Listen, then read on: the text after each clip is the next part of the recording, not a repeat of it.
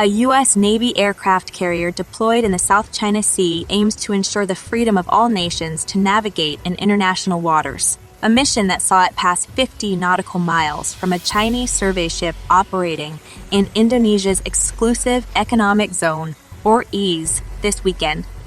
Global marine traffic records show the USS Carl Vinson, Kevin 70, sailing in the Natuna Sea off Indonesia early Sunday near where the Chinese survey ship Haiyang Dizhi 10 has been operating since late August. Unusually, the U.S. supercarrier also broadcast its location, a move that analysts say would be intended to show that it is operating freely in international waters. China claims most of the South China Sea for itself. In an exclusive interview with On Saturday, the commander of the Carl Vinson strike group, Rear Adm. Dan Martin said, "Our operations in the region are really the expression of our willingness to defend both our interests and the freedoms enshrined in international laws."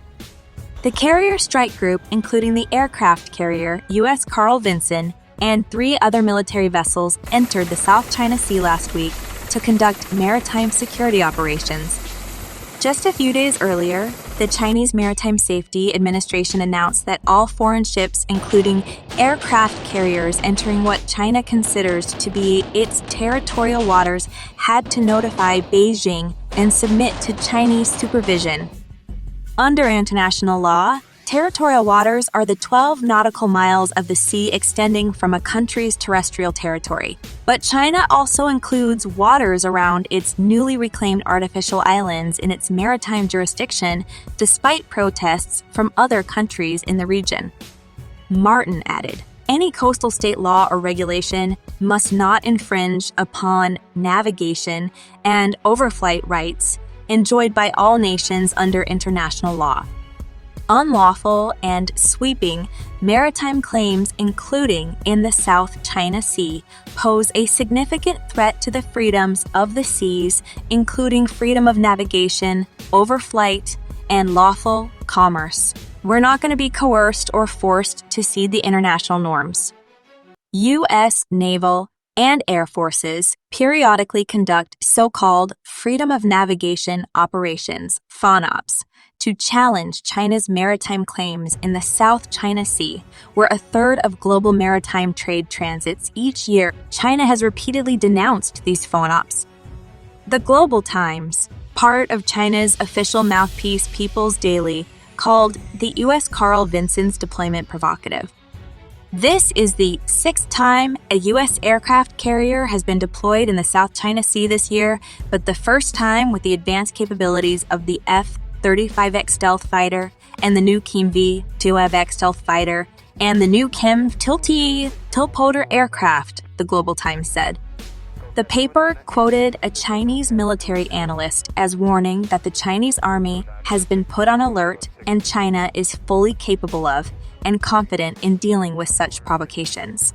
However, according to the commander of the Carl Vinson strike group, all our interactions thus far with the Chinese Navy have been professional and safe.